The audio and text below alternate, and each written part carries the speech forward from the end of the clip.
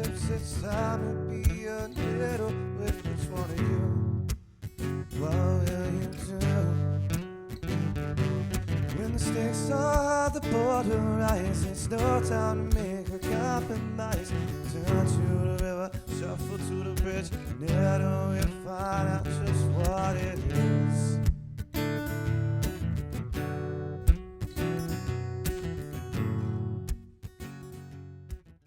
Hi there guys, welcome back to the channel. I hope everyone had a good Thanksgiving break. And because of Thanksgiving, I wasn't able to actually go out and play this week. I had some family come in town. So I thought I would do something a little bit different. I know that part of my viewership are following me because they want to support me, but don't necessarily understand poker as well as they possibly want to. So I thought this would be a good opportunity to do just a video about poker definitions and just very beginning and simple concepts. That way with some of the terminology I'm using, it's a little bit easier to follow along. So if you are already pretty knowledgeable about poker and have played for a while and already understand this terminology, these definitions and these concepts, then this video probably isn't for you, and that's okay. I just want to give an opportunity for everybody to really get a full understanding of what I'm talking about and what I'm saying and doing. So comment below if there's anything you think that could be added to that I am not introducing in this video. All the help from everybody, I'm sure, would go a long way. Also, if you would like to see more videos kind of like this or something similar to it, also comment and tell me what you think of how this went. So with all of that, I'm going to go ahead and get into it. Alright, so let's get into it. We're going to talk about your poker hand ranks. That's going to be the first thing we talk about. I'm going to put a graphic somewhere on here, probably right beside me over in this area here, maybe below, that shows you your strongest to weakest hands, but I'll go ahead and verbally go over them as well. So I'm going to do it from weakest to strength. So you're looking at your high card is your weakest. Your next holding would be a pair, then two pair, then three of a kind, then you would have a straight, a flush, full house, four of a kind, then a straight flush, and a royal flush, which is just the highest straight flush you could possibly have. So that's kind of a good foundation beginning, understanding what hand is stronger than the next, so you understand kind of which hands you want to be getting most of your money in with. So we're going to go ahead and move on into the next section. All right, so the next basis we're going to cover is going to be actually how Texas Hold'em is played out. The first thing that happens is you're giving two cards face down. They're called your hole cards. You're the only one that can look at them, and usually there are anywhere from 2 to 9 players at a given time at a table. So there is typically a round of betting with just the first two cards. So once that round of betting is over, your next step, there are 3 cards that are turned faced up, which are community cards, which means everybody shares those 3 cards. So you have your 2 cards down, and those 3 cards up is what's called the flop. So everybody from 2 to 9 people are sharing those cards. The idea is you take your 2 cards plus the flop and the next 2 streets, which will be the turn and the river, which I'll explain here in a second. You're going to make the best combination hand of those 7 cards, but you're only going to be able to use 5. Whether the 2 cards in your hand play or not isn't relevant always. So just the best 5-card combination of the 7 possible cards you're going to be able to use. So there's another round of betting through the flop. Once that round of betting is done, There's another card that comes. It's called the turn, which is usually another way of calling it 4th Street. So it's the 4th card that is turned up that is considered a community card. So there's another round of betting with that as well. Then there is one more card that's turned up, which is the 5th and final card. Either 5th Street or the River is what it's most commonly known as. There is one final round of betting. And once that round of betting is done, then that hand is over with. Now, typically what happens in a round of betting, pre-flop, there's a small blind and big blind, which I'll go over a little bit later. That will designate the first round of betting after that. So the small blind will be half the size of the big blind. And the next person to act will have an option to either fold, call, or raise. And once that round is completed, then it goes on, and so forth, and so forth. So that's kind of a general introduction on just how Texas Hold'em is played out. And this next spot, I'm going to now go over the actual seat positions.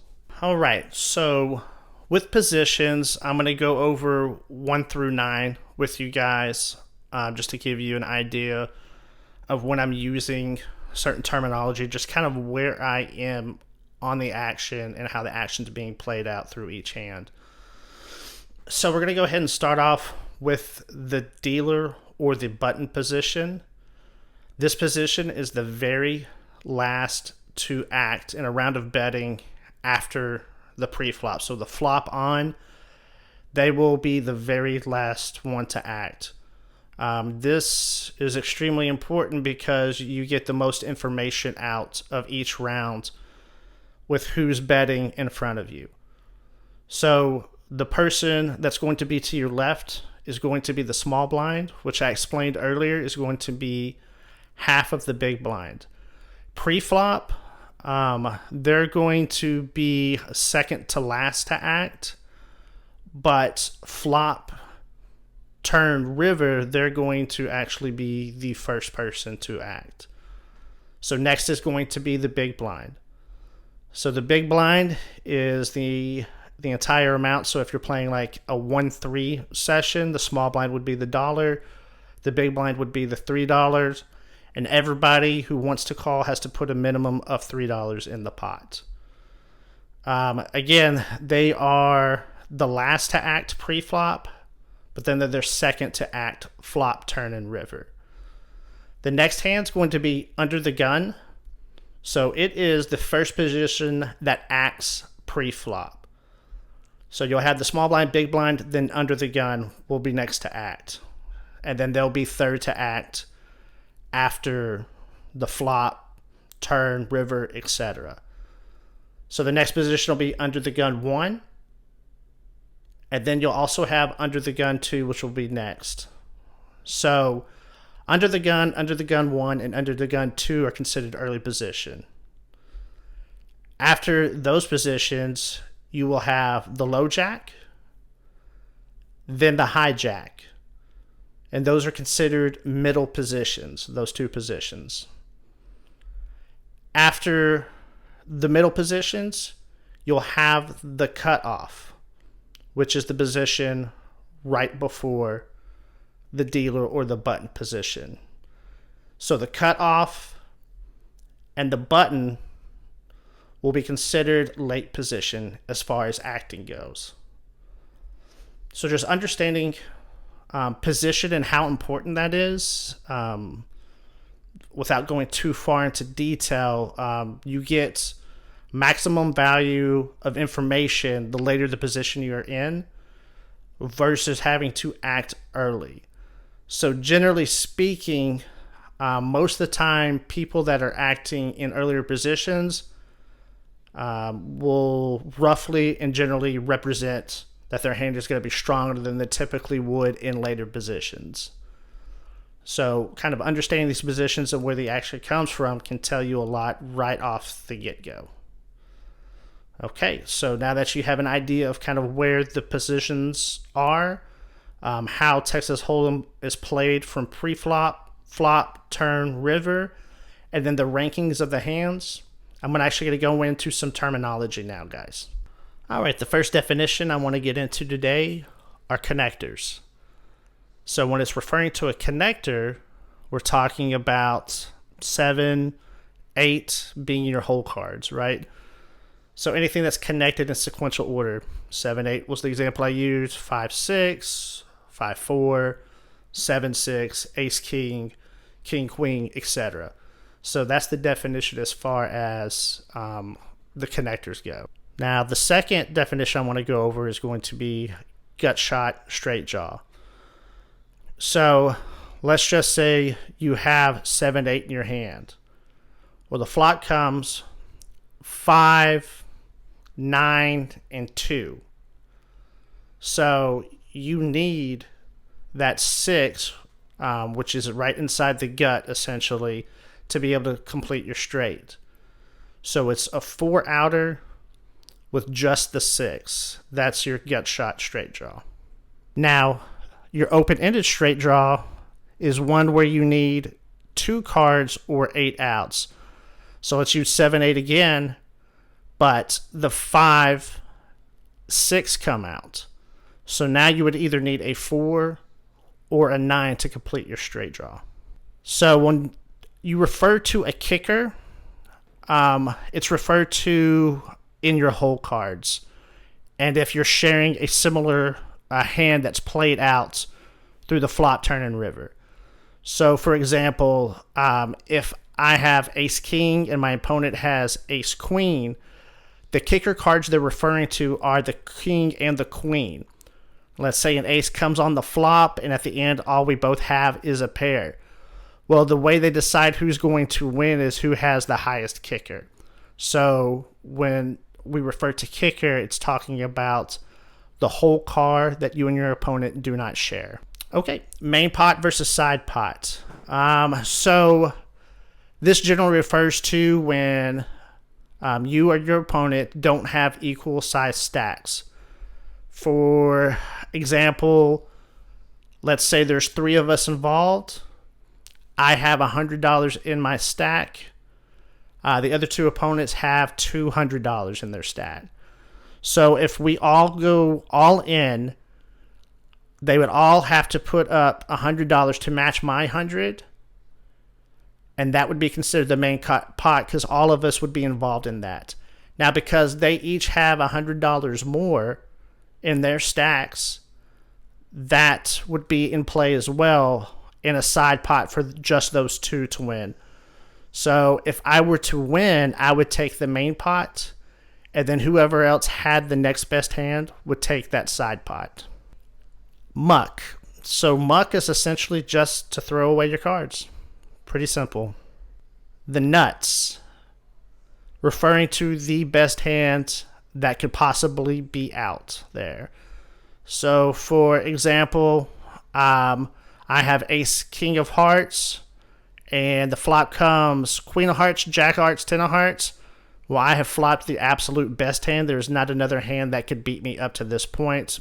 In fact, with that hand, period. But it's talking about the very best hand possible in that moment.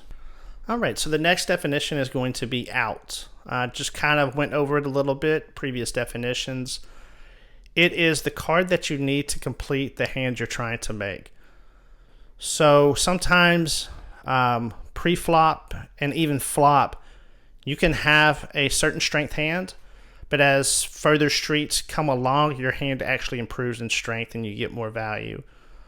So the out is essentially the card you need to complete whatever hand you're trying to get to.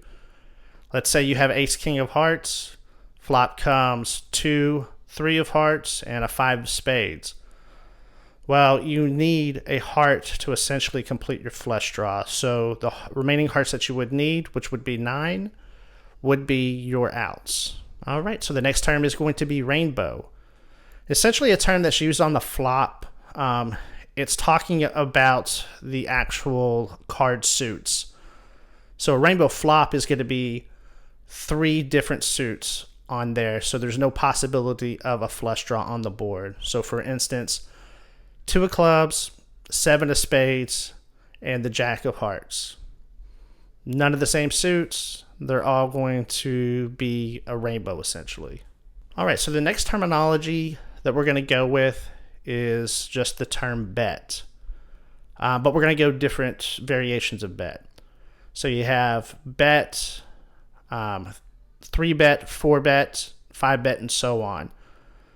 So essentially, an initial bet is what the bet means, which is the person who starts off putting money into the pot.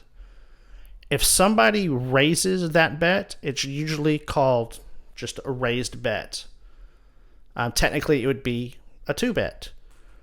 So if somebody re-raises that raise, that's what they're referring to a 3 bet. So instead of just saying re-raise, re-raise, re-raise, re-raise, they've kind of numbered it out to let you know that it's been raised X amount of times before that bet.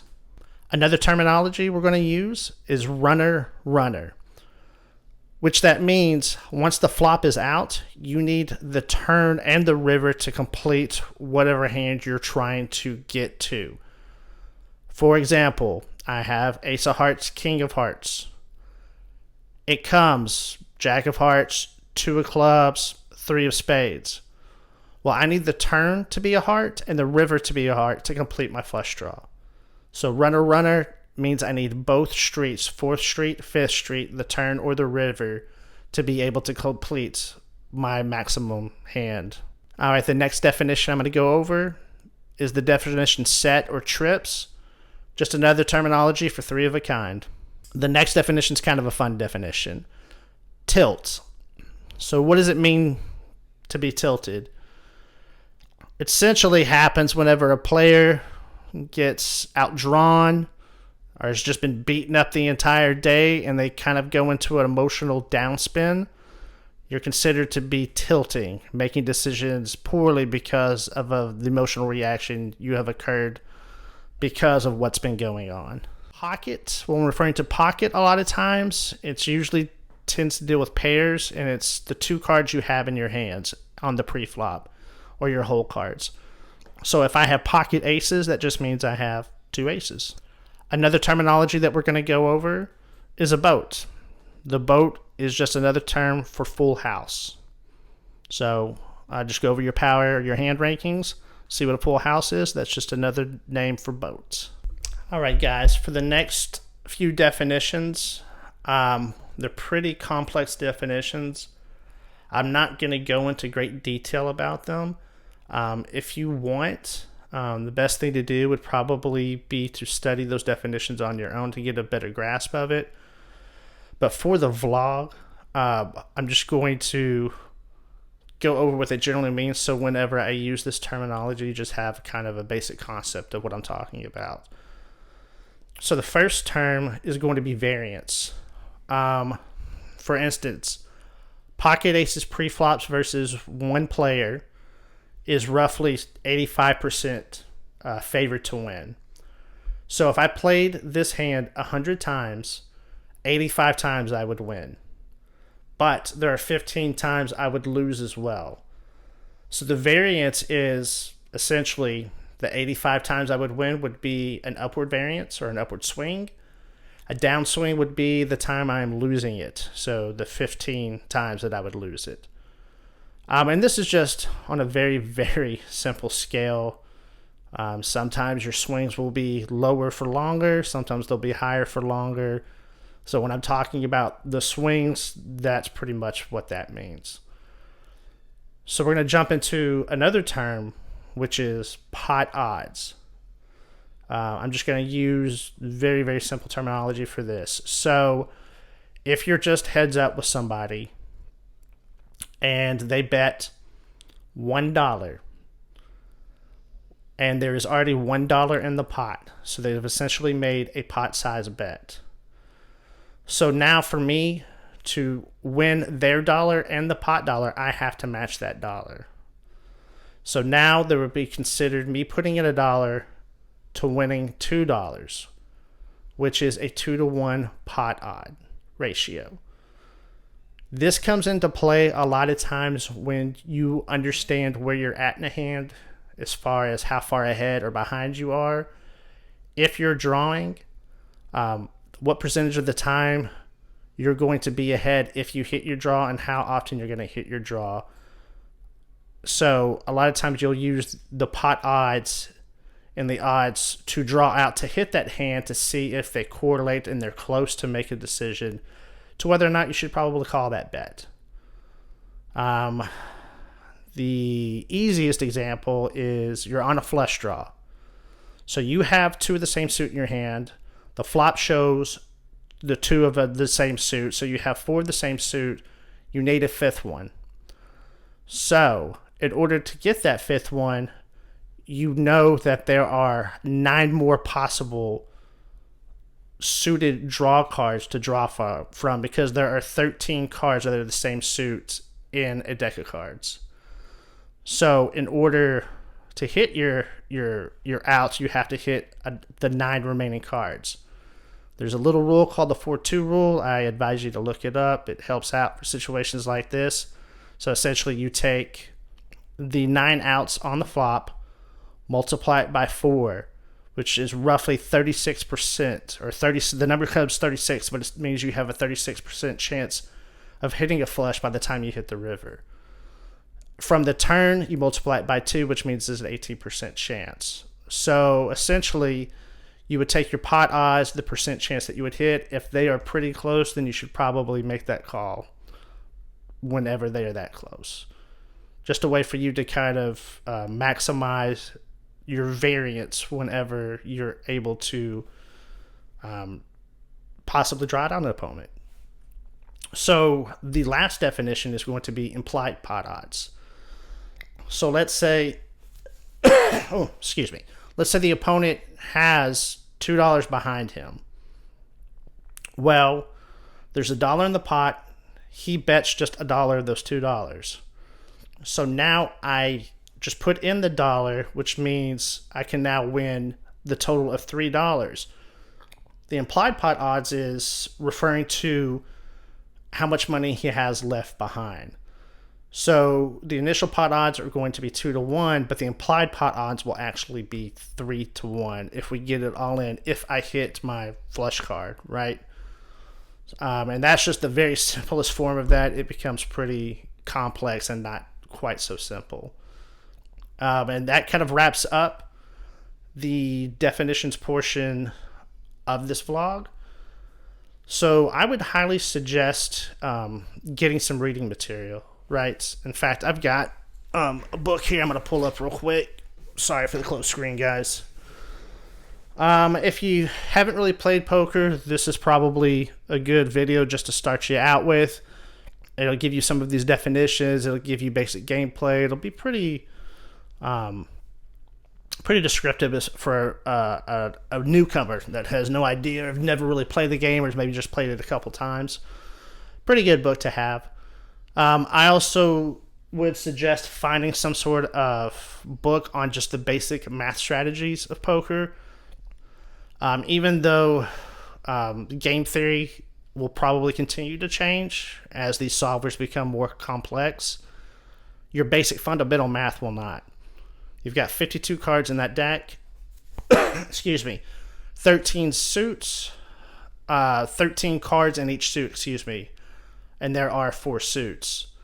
So your combinations, your basic math foundation, that's always going to be the same. That will change your game immensely by just understanding the basic math principles.